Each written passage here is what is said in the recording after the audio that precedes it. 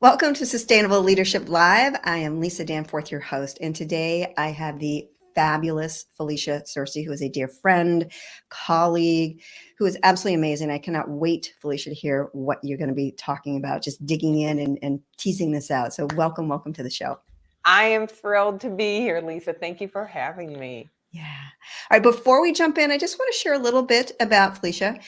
She is an award-winning transformational coach. She's an international speaker, an author, and an ordained minister. And for over the last 20 years, she's worked with people from all walks of life who are seeking the spiritual side of success. Today, Felicia is devoted to helping other purpose-driven entrepreneurs transform their lives to the point where they find themselves saying, I love my life, multiple times a day as they make the impact that they're here, that they're destined to make. And today, she's going to be sharing with us how to master momentum. What are the tips and tools that we can get out of that stuckness and just stay consistent and sustainable? So let's jump right in. All right. So momentum, how do we get started? I mean, actually, it's not even how do we get started. How do we keep that going? What are some of the tools that we can start leaning into? Yeah, so let me lay a foundation, right? Because there's a basis to understand before the tools make sense. First of all, the first thing to understand, all of us, is truly how powerful we are, and that we truly have the capacity to create anything that we can imagine. And when we think about, all right, so what is this creative capacity? That we've been given this amazing gift of our imagination, where we run images, we run movies in our imagination. And we are the only species on the planet that we are aware of that can actually choose our images. Now, why is this important? This is important because those images then define the way we feel, and they define our identity. And then here's the other thing, Lisa, well, let me back up with that. They define our identity, and we will act according to the way we see ourselves. We will never outperform our identity. And then when you bring the spiritual element into it, to understand that we live and move and have being in this field of responsive, creative, generative energy. Yeah. And that quantum physics is proving what spiritual masters have taught throughout the ages, that there are waves of unformed, undefined energy hanging out in superposition. And that energy actually then responds, it's responsive to the predominant signal that we are transmitting, that we're literally transmitting a wave of energy from us based on how we feel according to what we're showing in our imagination. So our thoughts and our feelings become the definer of our identity, which then becomes the organizing pattern for this energy, our actions, and the way in which we take our actions, and then attracts, magnetizes, and creates our results. It's the basic explanation of the law of attraction, which is actually a secondary law. The true law is the law of vibration. All right, so then we're talking about tools. If we really understand this, right? If we really believe it, and one of the tools, the foundational tools, is to work to build your understanding and your believing in that. Mm-hmm.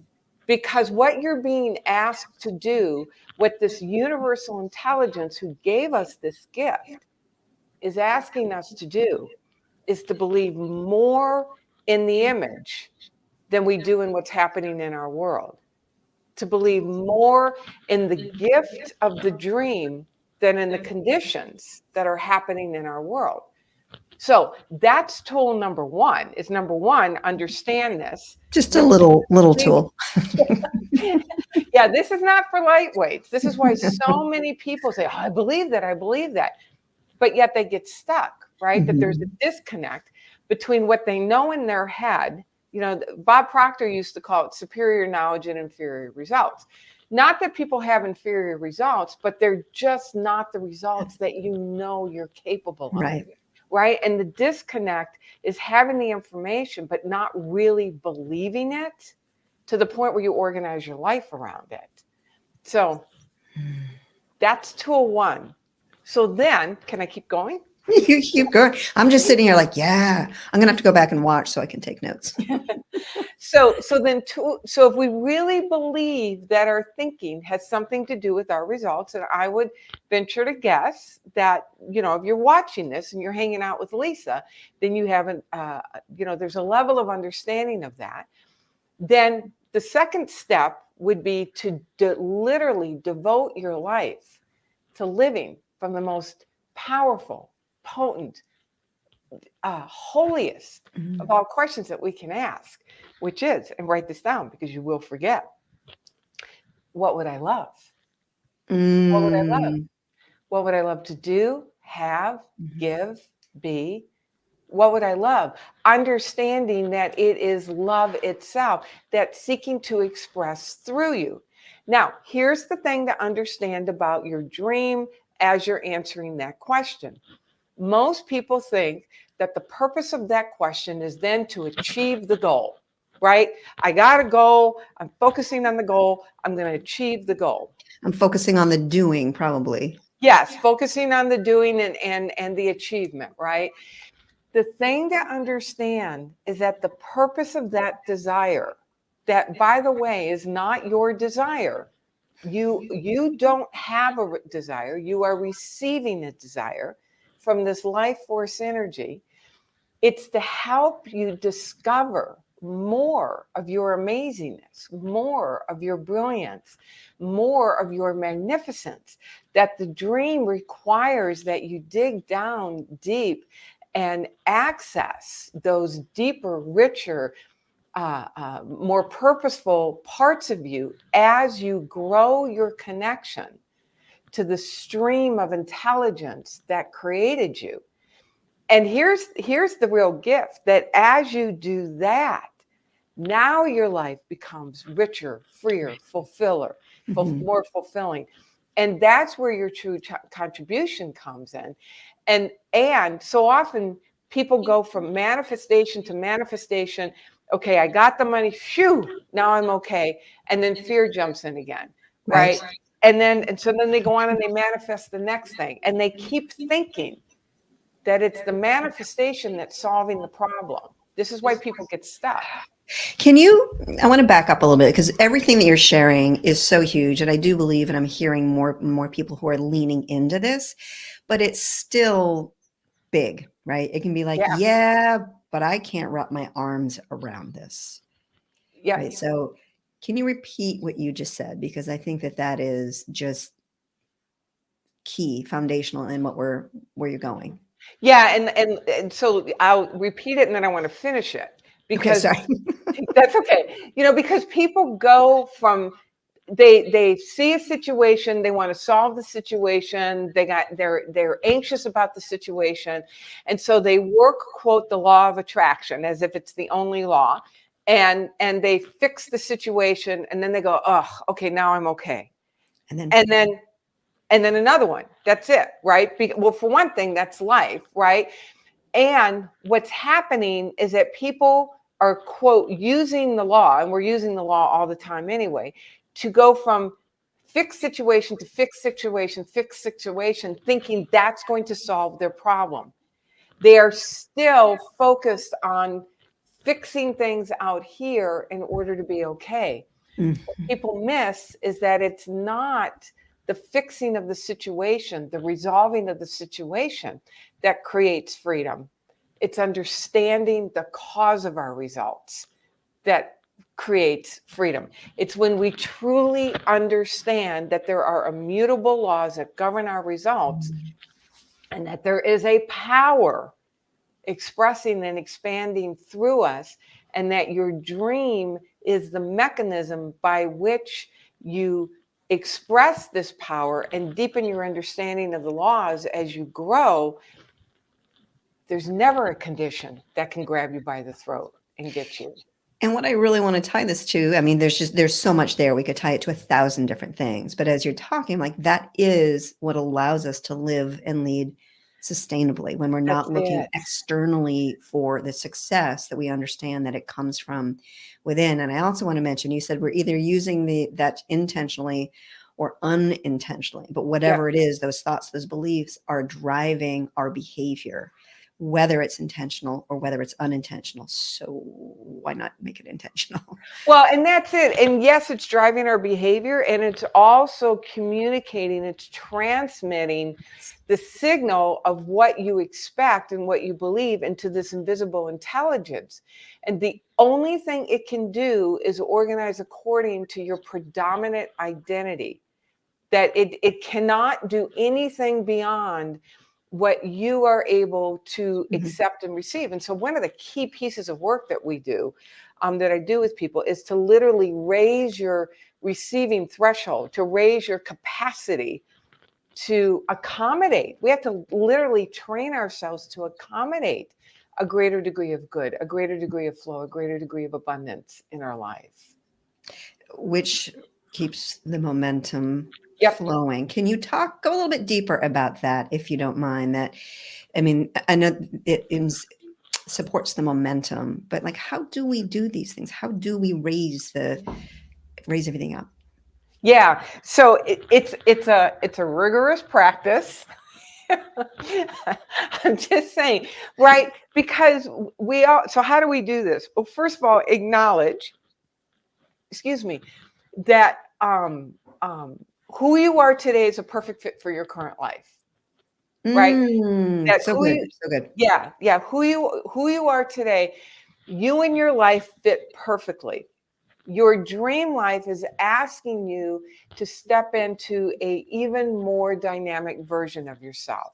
So the first thing, again, number one, is to immerse yourself in some way, shape, or form in the study of these laws. I heard I spoke in Atlanta a couple of weeks ago now, and there was a woman who had several multi-million-dollar businesses. And I thought I studied a lot, but she talked about how every day she studied universal law for 3 to 4 hours a day.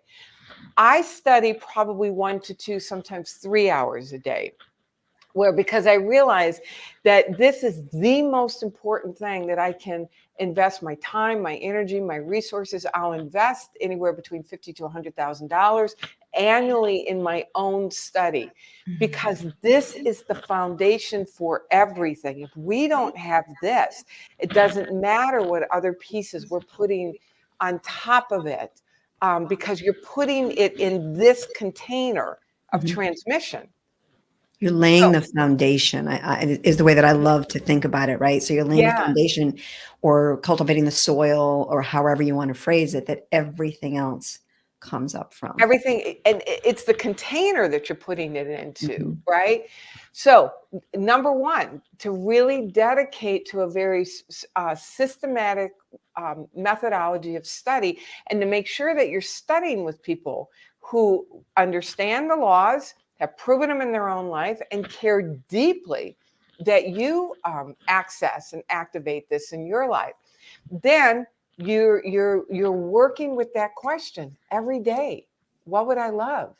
You're building out a dream. You're building out a vision. You're getting very clear around what brings you most alive, understanding that this is your communication with life force energy. Mm.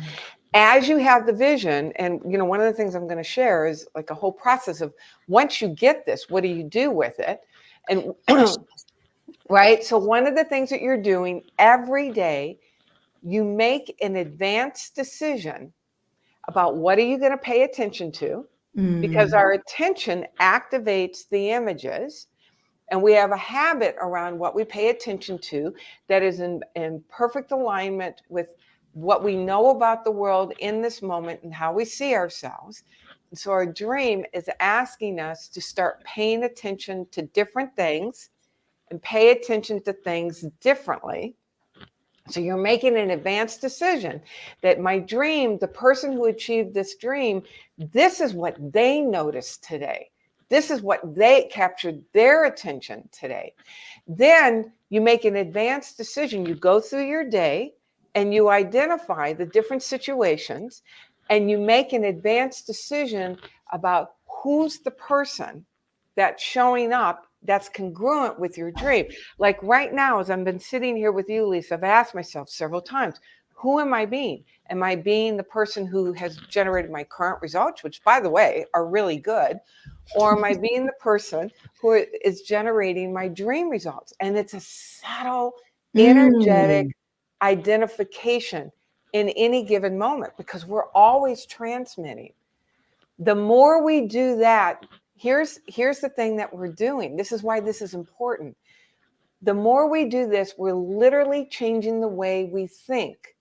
And it gives us access. You're generating a state of being that has access to the stream of intelligence that's always providing inspired insight, inspiration. And you now can see and hear opportunities and ideas that have always been there. They're not accessible to the you who's thinking the way that you're Right. thinking today. The lens through which you're seeing, experiencing Yes. life today through the history in the past that have created that lens and created the way that we show up. You're making me think about, is it the reticulating acting? What is it? Activating Reticulator system? activating system. Thank you. RAS. Yeah. You're making me think of that as you're talking. I mean, there are so many Yeah. things that we don't see around us until we start to look for them, and that is one of the very important things, is to be focusing, right? So what is it that I'm going to be looking forward to in being tomorrow, so that we can be aware of it? That's it. And, as you're doing that, obviously when I have more time, we can really dig into this. But, as you're doing that, what you're doing is building a case for your dream. You're stacking the evidence and you're Mhm. building a case for your dream. And as you build a case for your dream, and this is another way to keep your momentum going, is that you start building a bigger believing that this is possible and that these laws really work. And the more you build that believing, the more apt you are to continue to take that big, bold, scary action, doing it afraid, doing it uncomfortable, doing it awkward, until you normalize it. And Mhm. so it's in the beginning, it's very deliberate and a very conscious, ongoing decision, and constantly checking in. Who am I being and what am I paying attention to right now? How much access am I allowing this power to have to me right now? And as you do that, you become that person who can have that life. Mhm. You begin to normalize that life. And things just start. That's when it looks like the miracles and the magic start to happen. I mean, you're so key on normalize it, because in order to do Yeah, or be something different, we have to get out of our comfort zone of what is comfortable and start to get uncomfortable when we are stepping into a new grander space, or going back, like whatever it is, we're moving into a new space and it's not the norm, it's not the comfortable. So I think that's where we can often get tripped up, is this just doesn't feel right. Well, no, because it's not part of the well-worn neural pathways. It's not a part that's of your belief it. system yet. And I think that's where we can often sort of lose a little bit of faith, but also really take a step back in that momentum, get that That's stuff. it. It's, there's that in you that is seeking a richer, freer, fuller expression and is compelled to move forward, right? That's life force energy seeking to express through you and by means of you. And there's going to be a part that's going to fight for everything it's worth to stay right where it is, right? This is why I really encourage people, and I work with people, to get super clear on a dream that you have a burning desire for, because you will be more willing to be uncomfortable for the sake of a burning desire dream than for something that's watered down or lukewarm. And that's another thing that causes people to slow down, is that, or lose momentum, is that they water their dream down because it's scary for them. It But is. we're not going to go after a watered down dream. It's Mm-mm. easy to avoid and to back up from it. And so, um, um, one of the ways to override that and to be willing to be uncomfortable is to have something that you are in love with. Yes, so true. Mhm. Yeah, It's drawing you forward. that's You can it. get uncomfortable, you can fall down, you can look like an idiot for a moment, right? Or feel like one because you haven't Yeah, done something right. But knowing that this is you morphing into a new space and mastering that new space. But we've got to be able to fail and allow ourselves and the other people around us to fail to master that next step. that's it. That's it, Lisa. Yeah, that we trip our way, right? We Mhm. trip our way to Yes. success. It's But not and always skipping. well, and It is sometimes, but and giving ourselves permission to have that learning curve, yeah. right? That we've got this false sense of thing that we should know this, and it's not. You have to grow into the person, which is a whole process in and of itself. And Mhm. because this is new, there are skills and capabilities that you're being asked to develop again, which is why it is so important to have something that you have a burning desire for. When you think about it as a toddler, I didn't have kids, but I watch my grandkids. I have stepdaughters. They have a burning desire to get up on their hind feet, right? They have a burning desire to get across the room, and they get up, they wobble, they maybe let go of the table, and then they plop back down, and they do this over and over and over as we all trained our bodies to recognize what it is to walk on our hind legs and have the balance, right? Not once does a toddler say, "That's it. I'm just not meant to be a walker." Right? But we do that. Yes. And understanding that it's learning how to literally live in that life that you've never lived in before. You have to train yourself to have And that life. what popped in my mind when you were saying that is I think often it can be protective, just very protective of ourselves. And that Absolutely. is, I mean, it's important to understand the inner critic or the whatever it may be that's going on for you, but that protectionism is not serving, question what is it that is true within that, and how can I continue to move forward. Felicia, I could talk to you about this for hours, but we are overtime. So, I mean, I would love to have you back at another. There's just so much richness in there. But to wrap up, I would love to ask you, what is one habit or boundary that has supported you to live and lead a sustainable life? Yeah, I'm not a huge fan of the word boundary, so I'm not going to address that. That's a whole nother conversation. But the Mhm. habit for me is study and vision. Mhm. Daily study. I immerse myself in the study of spiritual law with the masters who have taught on it. I stay so connected to my own mentor. I always am studying with somebody, human, alive, flesh, Mhm. and I give her access to my thinking. That would be the number one habit, is to immerse myself very specifically in the system of spiritual success, and then apply it to having a dream bigger than anything I can imagine for myself on my own. And I don't ever want a dream that I can do on my own. Yes, I think that's more of a to-do list when we have that, right? When we know specifically how to get there, Yeah. it's more of a to-do list. So, Felicia, this was fantastic. Thank you. Thank you. Where can people reach out to you, connect with you? Yeah, so of course my website, FeliciaSearcy.com. And then I actually, I have a toolkit, my gift, to help you really get started with this. Explanation on visioning, how to write a vision meditation, and then most important, what to do with that vision on a daily basis once you put it together. So go to FeliciaSearcy.com/spiritual success, and you can grab that toolkit and get going with it right away.